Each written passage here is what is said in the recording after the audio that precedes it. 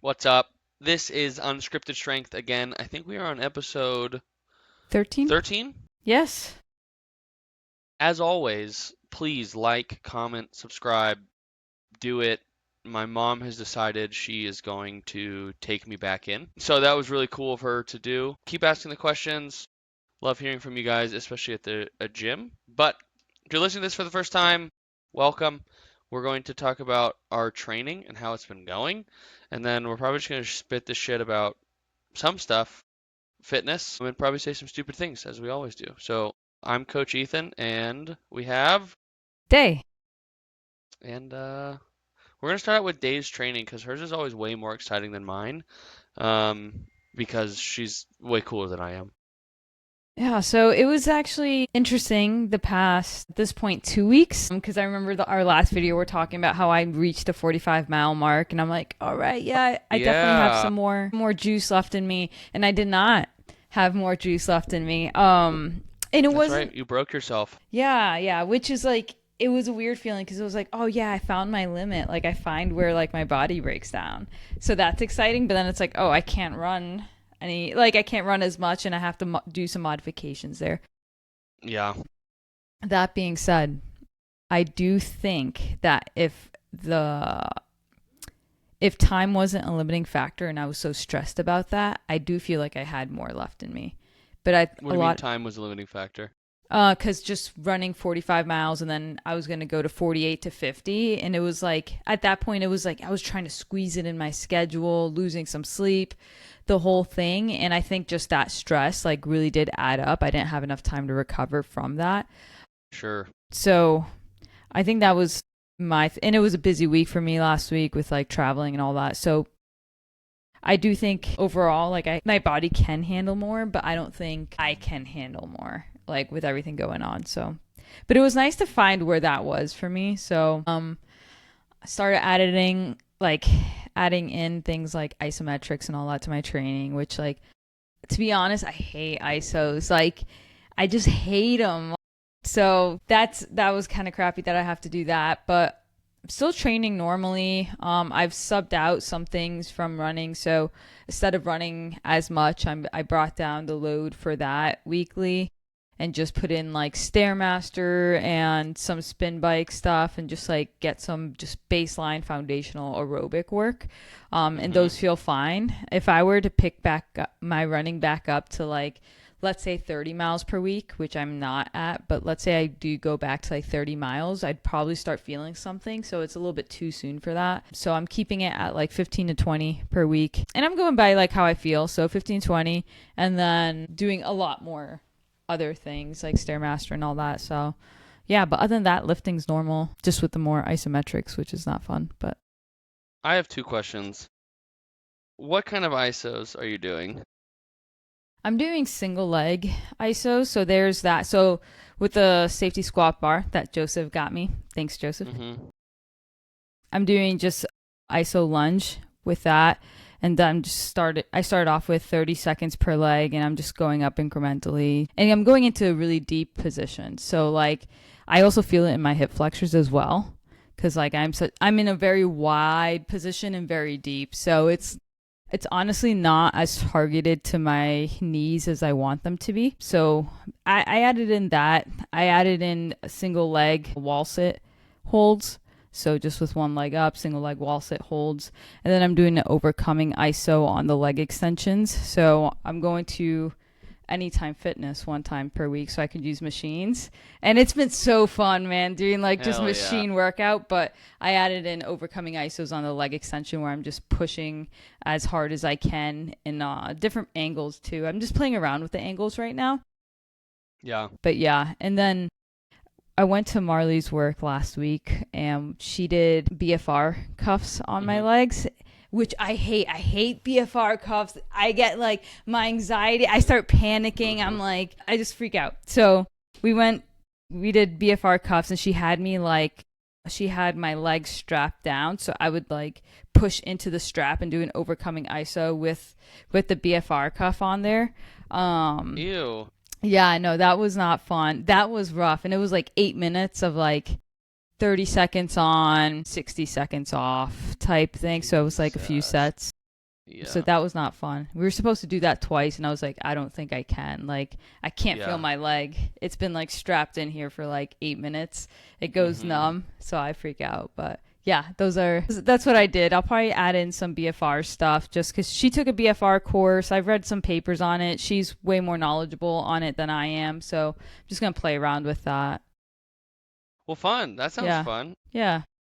Quickly for everybody, for isometrics, yielding isometrics are when a weight is pushing on you and you're resisting it, and then overcoming means you can't overcome the force. So like you're pushing into something that doesn't move forever. And then BFR is blood flow restriction, which is awful.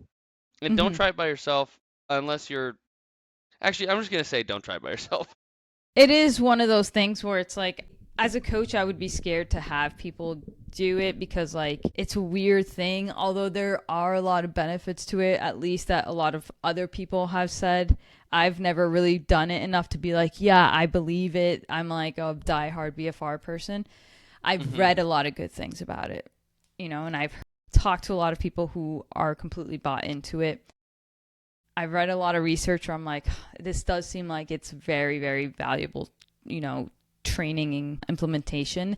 I just get freaked out. I freak out when I use it. I would get freaked out when I see people use it because I'm like, oh no, what if, like, I don't Their know. limb's gonna blow off their Yeah, leg. It's that's what gonna it looks explode. like. Yeah, they turn purple and yeah. Yeah, that's funny. So the other question I have for you in regards to your training is that you went from 45 miles a week, your leg died, you cut down to Stairmaster and bike.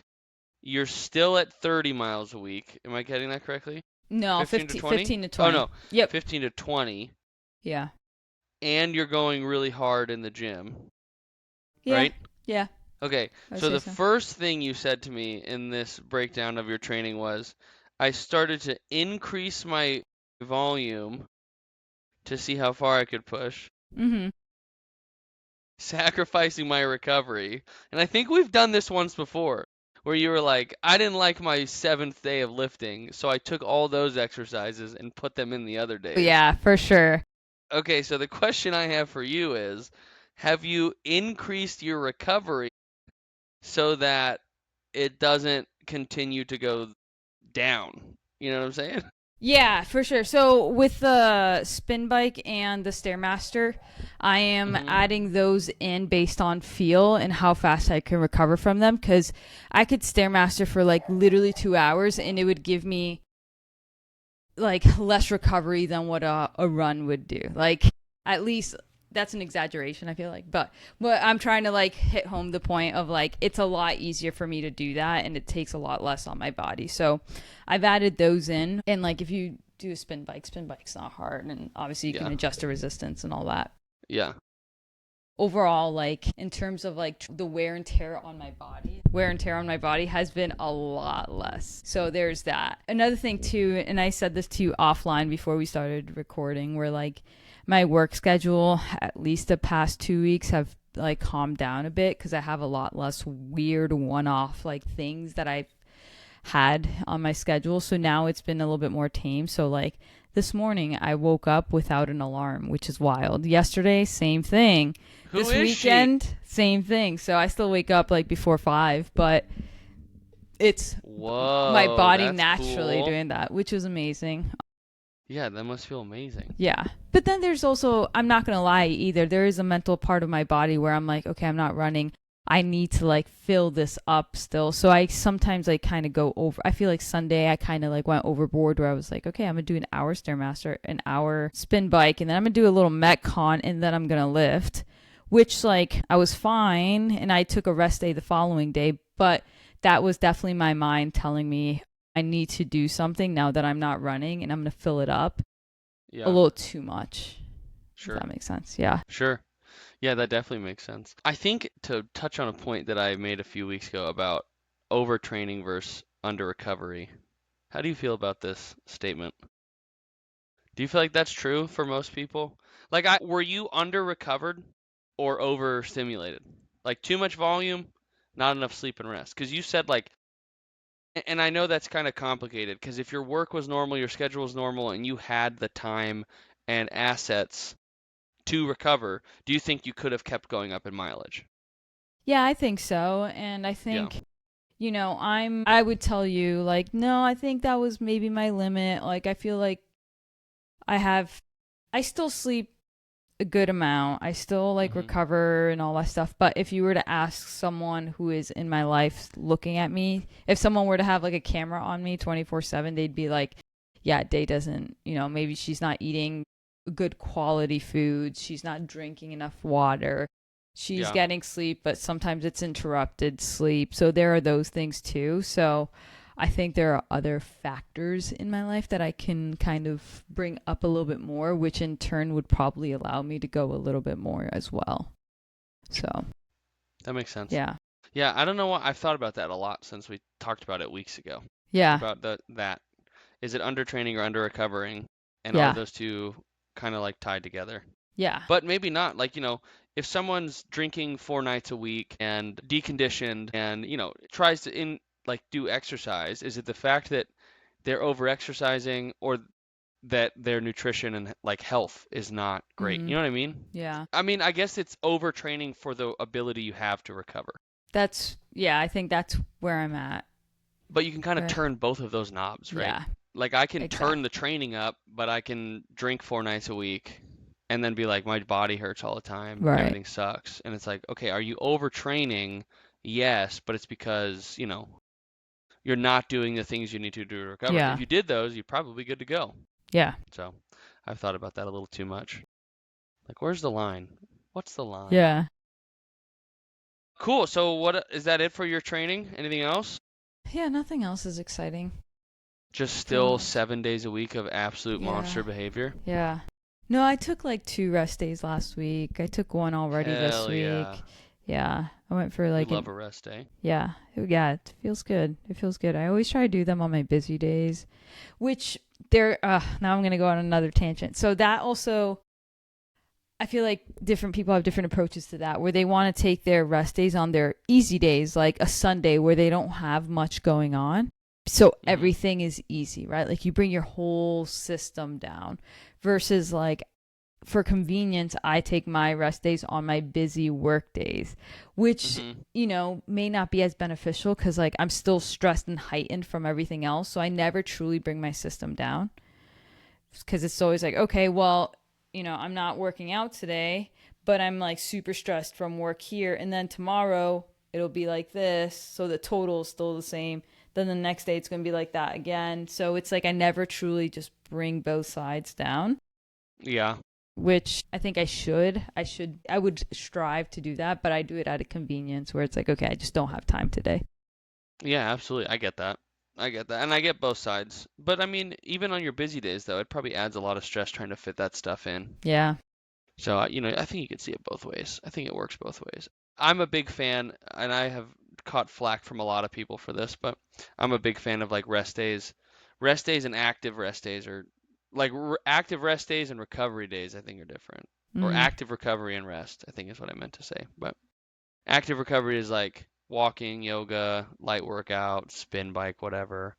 But then a rest day is the Lord's day. Yeah. And I've told people many times, like when I take a rest day, it's like take an edible, eat donuts, watch TV, sit on the couch, don't move, Yeah. chill. Like Yeah. actually chill. See how I say all the time, I'm gonna see how few steps I can get today. But, you know, some people don't like that. Yeah. Some people are not fans of that. But I don't know. I think it's a way for me to like also recheck my brain and For just like sure. open the valve. Because I think I'm the opposite. I think I'd rather work out on my busy days and then on my rest days just like really let the steam out and just like veg. Yeah. Become a vegetable. One with the couch. Yeah. Become the couch. Yeah. Become the couch.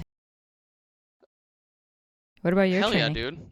My training has been good. I've run a total. Now, everyone, I want you to listen to this very carefully because I'm about to be in competition with Day because my running is back. And I'll tell you what, I've ran 3/4 of a mile this week. So I am on the slow grind to catch Day and take her down. It may take 6, 12 months, 2 years, whatever it is. But no, I took 6 weeks off, 5, 6 weeks off my foot. And then I ran a half mile the other day at like a 15-minute pace or something, 15 or 16, just like as chill as humanly possible. And then I ran a quarter mile this morning before work, and then I'll run a quarter mile tomorrow before work. And just see how Okay. my foot takes it. And then Yeah. next week I'll just bump that up by I'm doing a half mile, a quarter mile, a quarter mile. So I'll do a mile, half mile, half mile. Okay. And I might skip count that, like just really slow go it and just see if my foot doesn't freak out Yeah. again. Yeah. But so I'll start running again here shortly. I squatted 400 pounds, which I don't know if we talked about in the last I don't podcast. think we did. So that's a goal I've had for like I could find the Instagram post I had when the first time I tested my squat in the fitness world Yeah. for the most part. Um, it was like 300, 315 maybe. Really? So Yeah. you already had a good basis of hmm strength. I'm trying to look for the video. It's like pretty old. I can't remember Or what it is. the one that you sent me of the 400. Oh, of the 400, yes. Yeah. So I squatted 400 pounds. I did achieve something that as a kid I thought was so cool, which is the 1,000 pound club. So that's fun, which is just That is squat, cool. bench, and deadlift being at 1,000 pounds. So I can squat 400, deadlift 415, and bench the rest of it. That's awesome. Yeah. Yeah. I'm looking at it. It's like, yeah, it was good. It was way easier than I thought it was going to be, especially because the week before I failed 405 pretty aggressively, or 2 weeks before that I failed 405 pretty aggressively. So I was like, we'll see how this goes. Yeah. I don't know. So People there you see go. it. Look at that depth. The Amazing. depth is there. If there's There, one there we thing that go. no one will ever be able to call me out on, it is my squat depth. Yeah. That's something you I should will always be proud of. I will never hear from someone, well, you could have gone a little deeper. It's like, actually, I physically don't think I can. Yeah. I try to find the bottom because the worst is when you squat and someone's like, yeah, well, how deep do you go? And you're like, Yeah.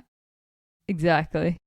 no, I asked to grass that 400. Or when the worst is when someone's like, yeah, I squat like, whatever, 4 plates. You're like, oh, cool, let's do it.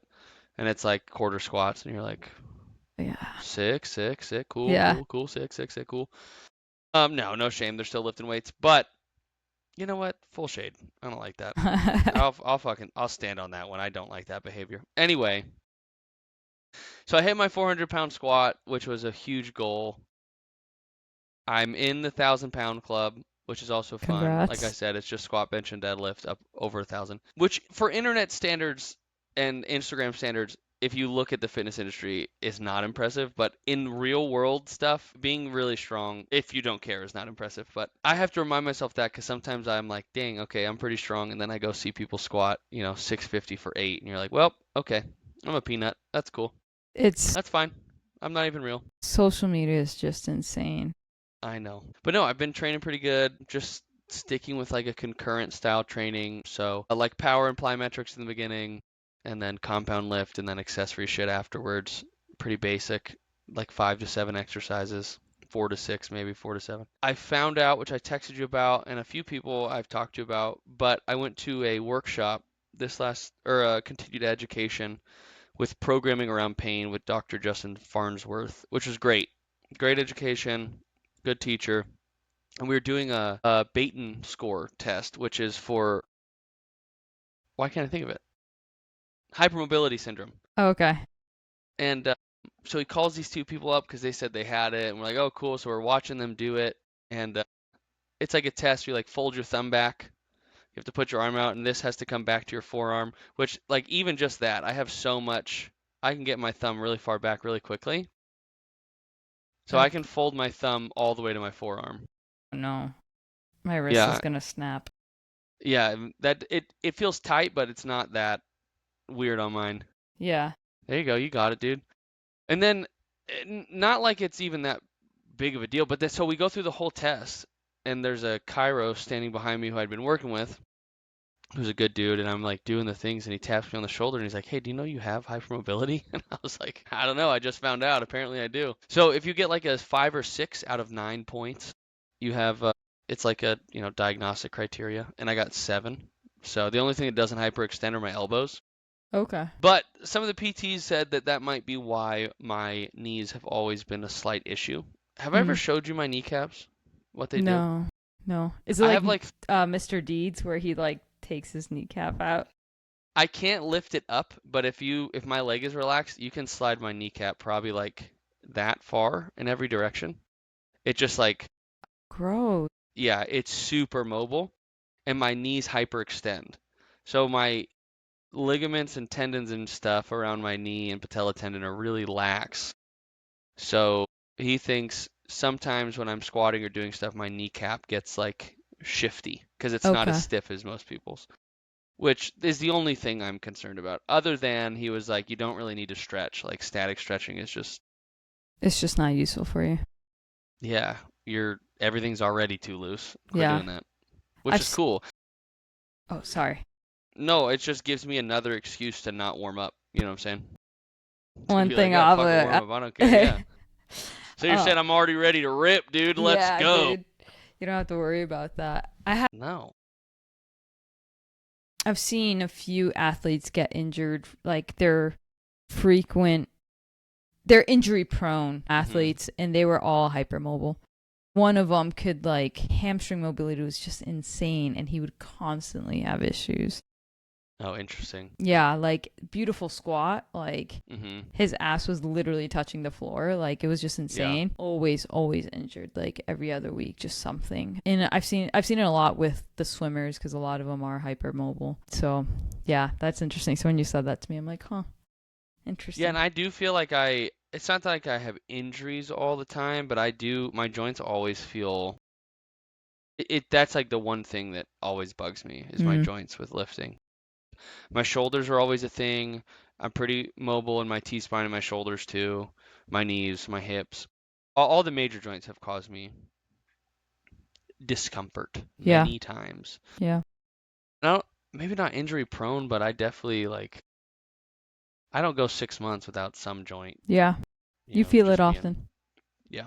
Yeah. Yeah, and it's funny because they were saying deficit work you should not do as often, like big deficit, like Okay. RDLs, deadlifts, because you're like the ligaments shit in your low back as well are just super mobile. And he was like, it's common for people with hypermobility to have lower back pain pretty frequently because the shit holding it together is just a little more lax, so it's got more Mm, play in it. And I was like, oh, well, that's the one thing that I have fucked up the most, yeah. other than my knees. So maybe I'll just go buy Joel Seedman's workouts and do those, 90 only. 90 only. It's the only safe way. Yeah.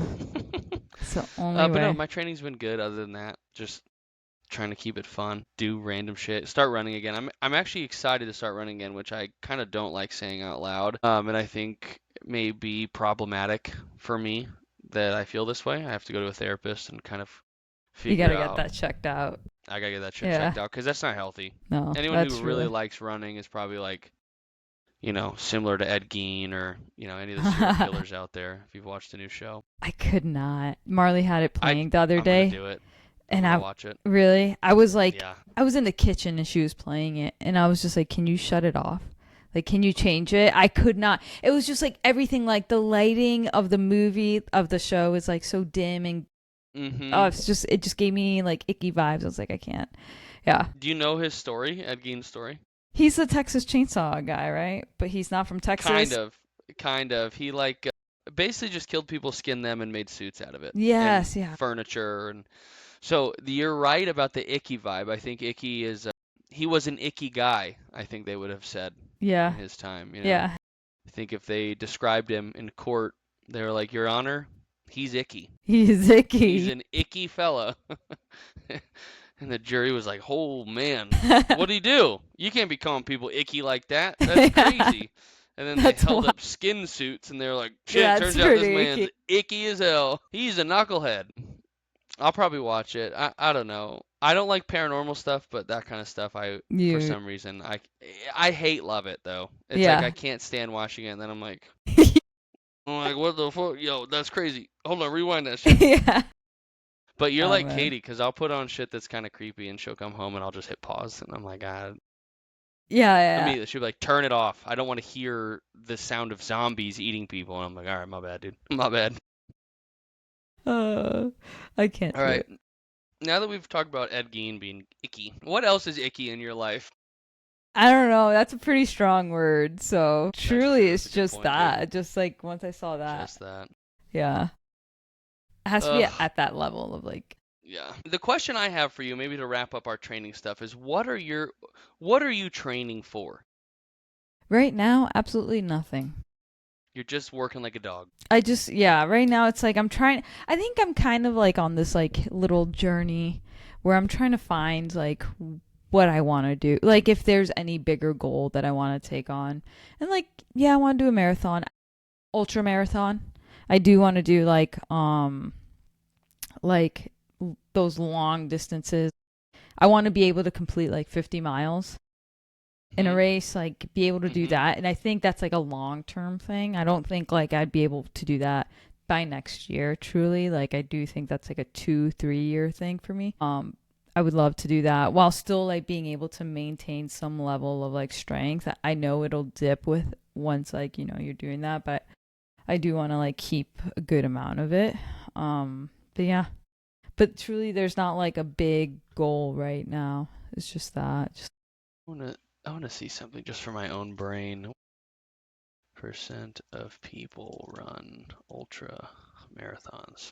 Let's see. 0.01. point zero So 0.01. if you global participation estimates suggest that fewer than 0.01% of the world population That runs is a marathon. insane. Yeah. Yeah, I think the jury might conclude that running an ultramarathon might be icky. Yeah. You know what I'm That saying? might be a Nicky Yeah. thing. Yeah. But I think you should do it. I think you Yeah. should do it. It I mean, sounds am I fun. trying to tell you what you should like? No. Do I think you should do it? Yes, for sure. Yeah. So I want to be able to do that. I want to be able to I feel like I would get a lot of like I would be very proud of myself if I did that. I'd be like, "Wow, Yeah. I did that." Dude, people, when I talk to them about, like, I can't remember, I was telling someone that I squatted 400 pounds, and, I've been asked, like, well, why? Why are you doing that? I wish people could feel what it feels like to hit those goals. Yeah. Like, I know you've hit, like, clean and jerk, snatch, like, you've hit goals, squat, front squat, whatever, Yeah. running times where you're like, that's sick. Yeah. I think it's And I don't know like how to so describe the feeling to people. I don't You know what know. I mean? Yeah. It's just cool. It's just yeah, I don't know. I can't imagine what it feels like to like give birth to a child, but I imagine it's Mhm. something like that where it's like, "Oh my god, this is the best feeling. Like I produced this." That's how I imagine it. You know, I think the mothers out there might agree with you. Yeah. I That's think how they I might agree. feel. Can we get some mothers in the comments telling us, confirming what we already know, that it must feel the same emotional love to squat 400 pounds to run as like day runs? Yeah. The same feeling as the first time you hold your baby. Yes. You It clip the has to umbilical be. cord and you're like, you know, this is what it's like. It has to be. Yeah, I think you're right. And if anyone disagrees, Or they won't. they're wrong. Yeah. I guess the question would be, can they squat 400 pounds or have they had a baby? And if neither of those are true, then they can't weigh in on the Yeah. conversation. Yeah, that's true. That is So, true. frick those idiots. Okay, let's get to some questions. Yeah. I will read the question to you, so you don't have to worry about it, unless you already have it pulled up. I do have it pulled up. Send it, dude. Fire it Okay. away. But you have to read it to the people All right. I'm going to read it to the people. in your best Ed Gein voice. Oh god, no. Nice work, you. Um so this one's from Carmen. Shout out to Carmen. That's my homie. She said, question for either both lactate threshold testing. Practical applications. How do elite level athletes or Gen Pop do benefit from knowing lactate thresholds or how to apply it to training, or is it overrated? So lactate threshold, I think, is a term that's kind of thrown out a lot now on social media when people are saying they're doing lactate threshold training or threshold runs. That's very common. So before I get into that specifically, just like background of what is lactate, like we eat carbohydrates. Most people are familiar with that. So let's say you eat some bread You have now carbs in your system, which is in the form of glucose. That glucose is a broken down form of 6-carbon chain. So there's 6 carbons. And it goes through this process where it's broken down to give you energy, depending on what's available in your body. So that 6-carbon chain is broken up into 2. So think about it just being snapped in half to create something called pyruvate, which is 3 carbons. So now we have this molecule in our body that's broken. Glucose is broken down into called pyruvate.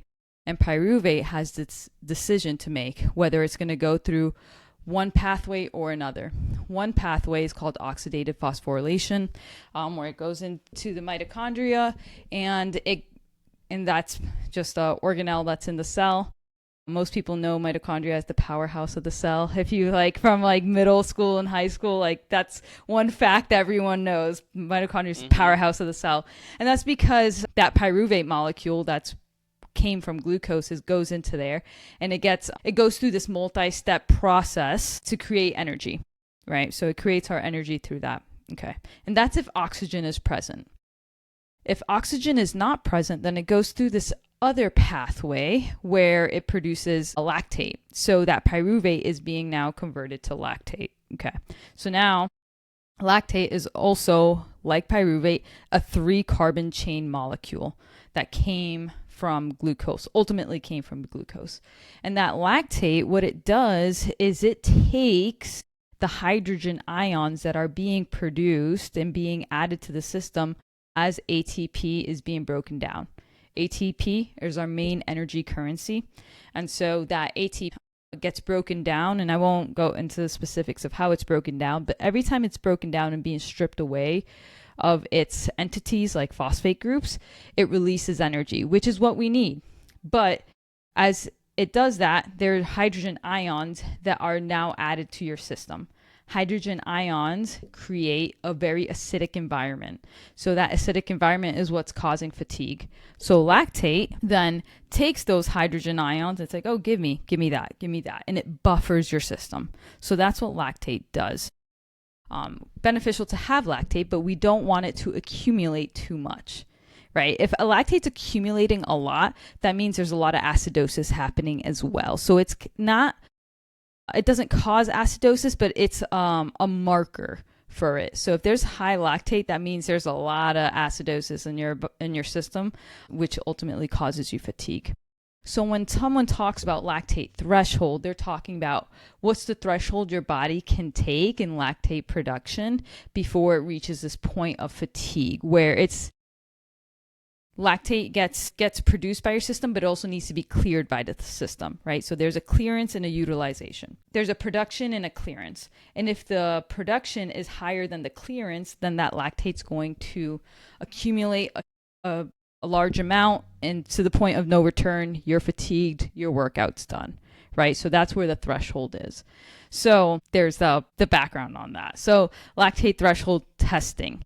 There are different protocols for lactate threshold testing. The gold standard is using something like a metabolic cart. So you would go to some type of, human performance centers, some fancy gyms, schools have them a lot, like research centers, and you can get a metabolic cart test that'll let you know what your lactate threshold is. Okay. So that's the first way to do it. Not everyone has access to that. There are other ways where you can do exercise with progressing paces. For example, if you do 5 rounds of a 5-minute interval of running with increasing pace each interval, and at the end of each interval you take you do a finger prick or earlobe prick, you take the blood and you read the lactate from a lactate meter. You take the blood, you put it in the lactate meter, it spits you out what your lactate measurement is from the blood. And then you could create a nice little curve that shows lactate on the y-axis and then power or pace on the x-axis. And then you get this nice little curve and you could see where the lactate threshold is.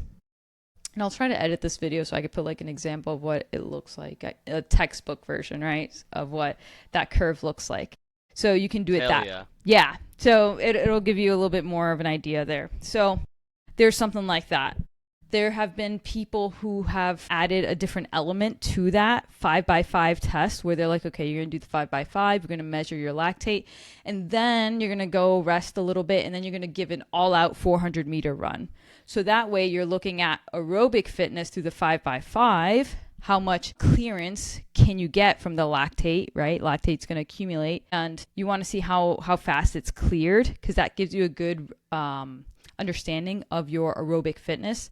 But your anaerobic fitness, which is your all effort runs or your all effort, whatever modality you're doing, cycling, whatever, those, if you do like a 400 all out and then you take your lactate, you read your lactate, you can see what your lactate production is when you do that. So then you're getting an understanding of your lactate clearance and lactate production, or lactate production, and lactate utilization. So you can see that there. Okay. So now we know that we can test several different ways with that. If you don't have access to the lactate reader, because a lot of people don't, you could also do something like, hey, if you're doing like a half marathon, then you can go for kind of like an almost max effort 30-minute run, and you should be able to get your lactate threshold pace, right? So you're not going max for 30 minutes, but you're going like very hard. And then you should be somewhere around, but something that's sustainable too, right? You can't be like starting off at a 6-minute mile and then dropping to a 9-minute mile. It has to be around the same like few seconds throughout the whole 30 minutes. And that should give you an idea of what your lactate threshold pace is. God, dude, 30 minutes? Yeah, exactly. And it shouldn't be like a all out, like you're going to puke at the end. It should just be like, hey, this is a hard effort, but it's sustainable. And that should give you like your lactate threshold-ish pace for a half marathon. So those are some ways to test it out. So I think if you are an elite level athlete, endurance athlete, or even an elite level athlete, not endurance, or even a recreational runner who likes to run races and have like some type of progression in their program, I think knowing your lactate threshold is like super important, right? Not super important, but very important. Like it gives you a lot of good information because you can see where that threshold is. And when we're looking at that curve, you want to shift that curve to the right because you want to continuously increase that threshold, right? You want to get that threshold higher and higher so that you can last longer and longer at faster paces. That's ideally the goal there. So if you know that, you can have a training program that's tailored to increasing that. And there are different ways to doing that. So like I could talk about it a lot, but Ethan, I don't want to like talk for 10 minutes and then all that. So I don't know if you have anything to add to that. I mean, I was sitting here taking notes, so I'm down. I mean, I'll listen to you talk about this all day, and then I'm down for it. And if the people listening don't care, that's their own problem. The thing I will say is, just from like running a Gen Pop gym, if any of our clients wanted to do this like as recreational athletes, awesome. Especially if they request it. Like if someone knows enough about fitness to ask for a lactate like threshold test or doing lactate threshold work, it means to me that they are either putting the cart before the horse or someone who is really interested in their cardiovascular performance. And like I have 2 people I train right now that we've talked about doing this for that are cyclists. And I have a woman who has set like 6 or 7 PRs this year on her Ironman and half marathon times.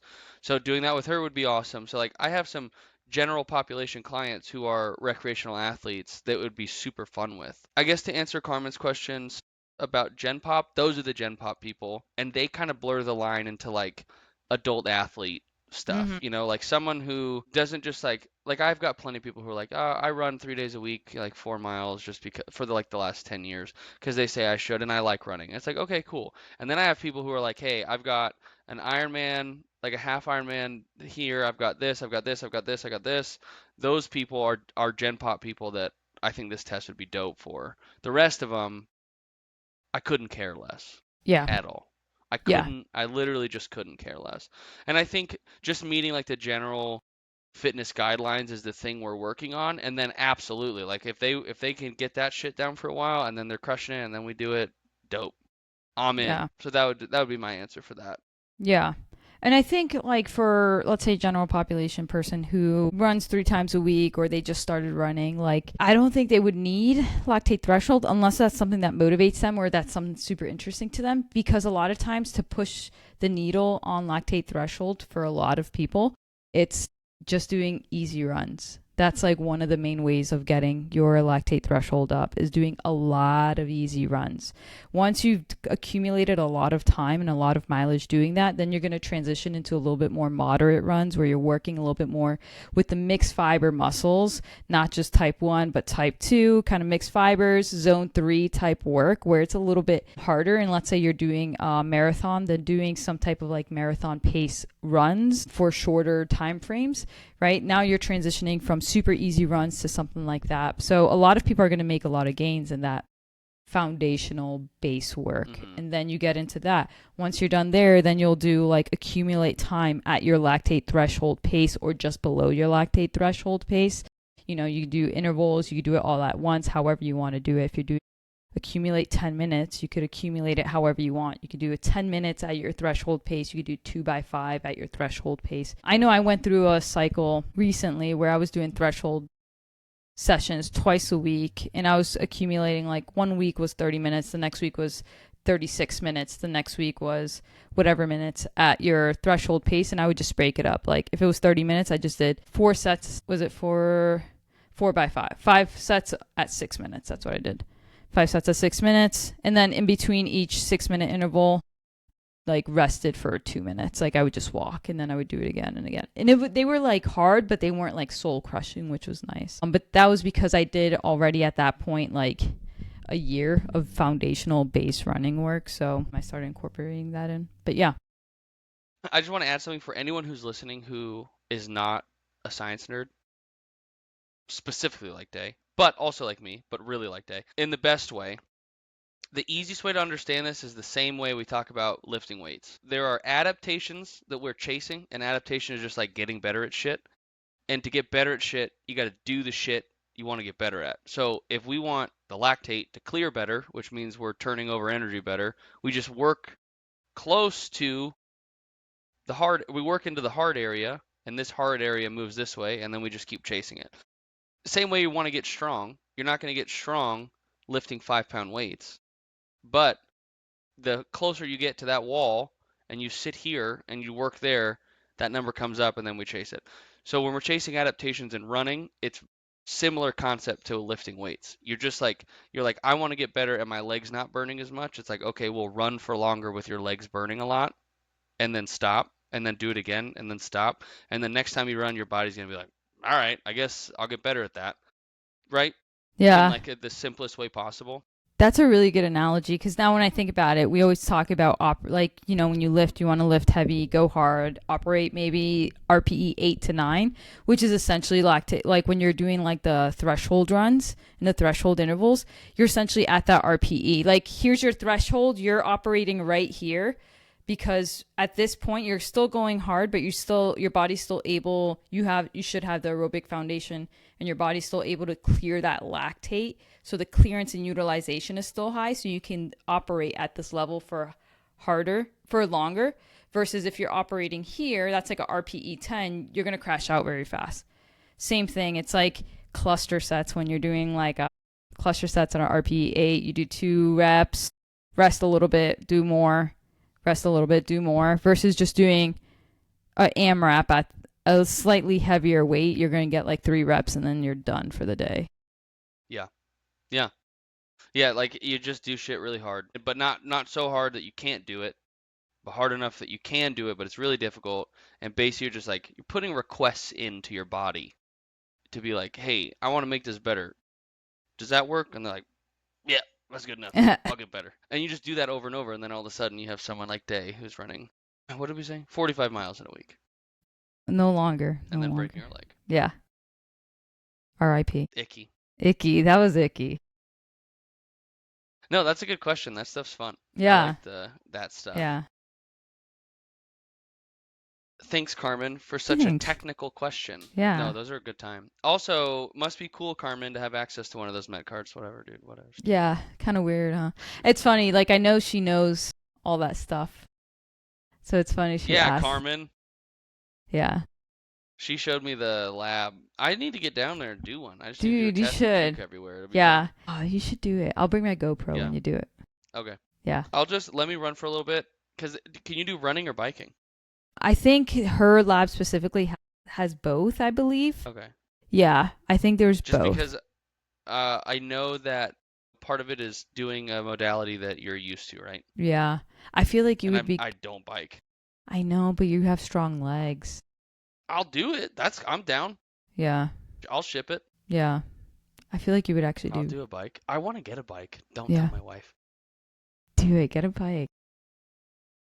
I have a plan. I have a plan for all this. Okay, yeah, thanks, Carmen. That was a good question.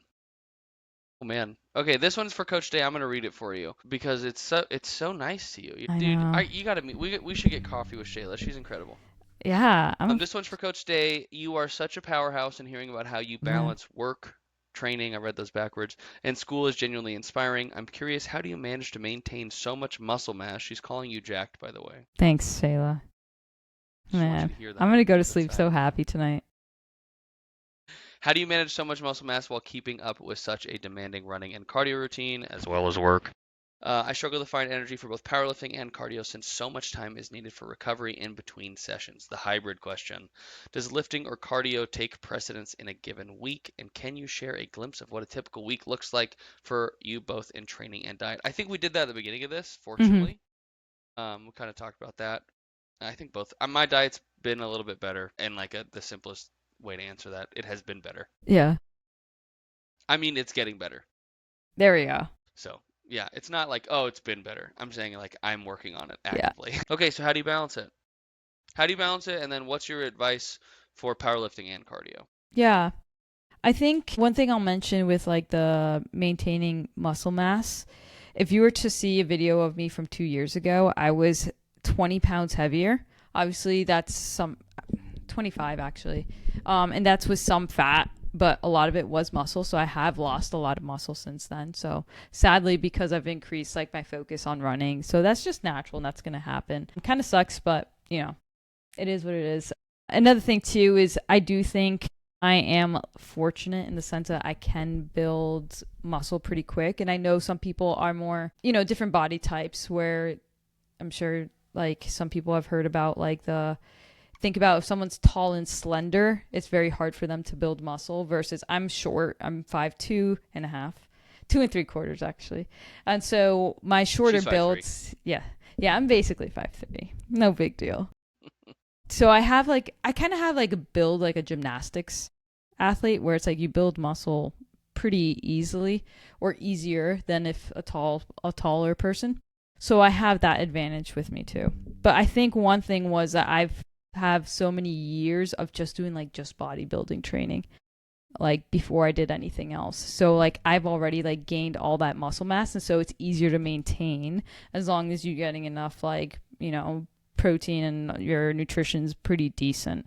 So that's I think with maintaining muscle mass, I think that's one of the big things. With balancing like heavy lifting and cardio, it's managing essentially the volumes with that. So right now my focus is more cardio. It is a higher cardio focus. So I'm running a lot, I'm biking, I'm doing Stairmaster, all these different things. So that takes a lot of precedence, but I still try to have a good foundation of strength training, but it's at a lower volume. So for like my lower body days, maybe I'm only doing 3 to 4 exercises, but I'm trying to take them very close to failure in a high intensity. And I, just like as I would normally if I weren't running, I'm going to have a periodization approach in a way where I'm going to take maybe weeks or months where I'm doing like higher rep range work, 8 to 10, and then maybe bringing that down a little bit in increasing ways. So then I'm doing like 5 to 7 reps at a higher weight. And I usually stick around those. I try not to go below 4 reps because I just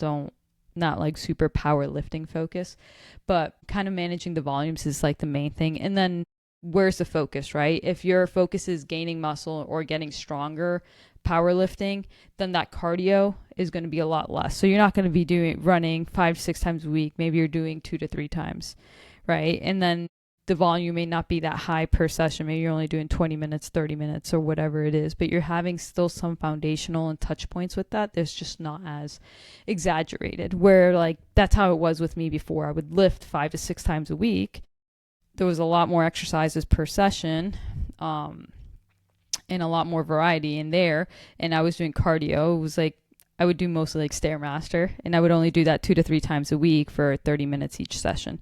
Now I'm running 5 to 6 times a week, and then my lifting is 4 times. So just a little flip flop there. I think intensity is one of the main things, though. Just having good intensity. I like that. I think I fully agree, especially as like essentially Shayla, what that is in the terms of like new fads is hybrid training.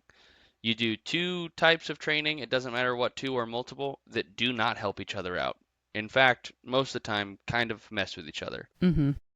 So hybrid, like you could do Olympic weightlifting as your main, and then like long distance running, and try to make those two really good. And you can't, yeah, just like they said, you can't, or the way I saw it at first was like, oh, I'll just add running and cardio on top of my lifting, but you have to manage the knobs on those. So like if you're going to add in more cardio for like health purposes, I love that. And that's going to be more of a focus for right now than turn the volume down on lifting a little bit and turn the volume up on running or cardio, whatever it is.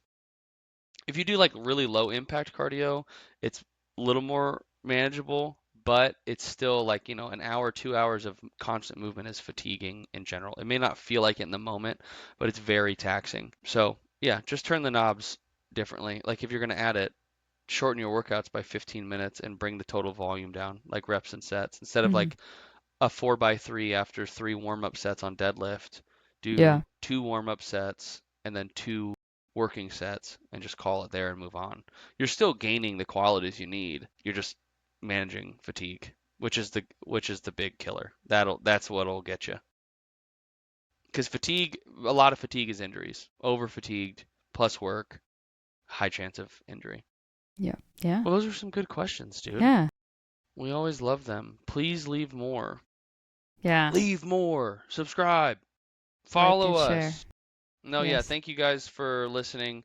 There's a group of you listening. As Day and I get a little bit less busy, hopefully we can put these podcasts out a little more often. But, we have fun making them, so I'm glad you guys have fun listening to them. I'm glad my mom took me back. That's really positive news for all Yes. of us. So maybe I think she'll keep me this time. I don't know. I don't I know. know. I think we I need know. a little bit more subscribers, and then we're at 28. We're at 28. If we reach 30, I think she'll keep you.